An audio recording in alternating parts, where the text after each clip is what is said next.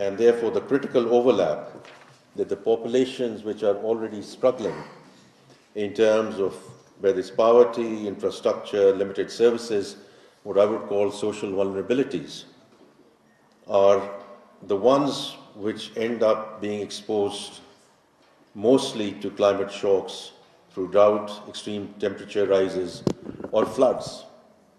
I recall when Dr. Musaddiq was one of the first ones to reach Khyber Pakhtunkhwa when those floods came in, and I'm sure he will go into a lot of detail what he found there. He has been very vocal in terms of, the people, the haves and the have-nots, and what happened in terms of the discussions which need to be carried on. He's leading the 300-day plan, which has been asked by the Prime Minister, so that this does not recur as we go forward.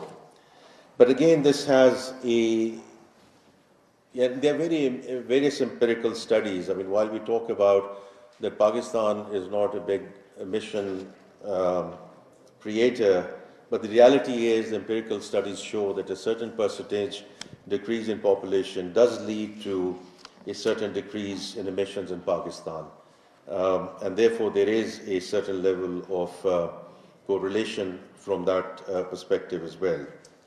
Now, one aspect which I do want to bring it to your attention, to the Population Council, where I would like to request if there can be further research done there, that over a period of time we have seen rural migrants who have been moving to the urban and peri-urban centres seeking opportunity, and rightly so. What they do end up, and what we have seen, is them being in informal settlements, or what we call Katchi Abadis.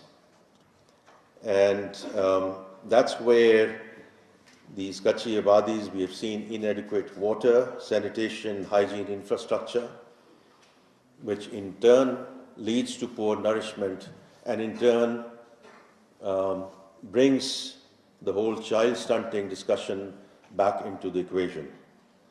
And as you know, child stunting is we've done interventions on the nutritional side, but the reality is it's the entire spectrum, from water sanitation to hygiene to the gap which is required between childbirths. And that's where I find this population and climate and everything come together.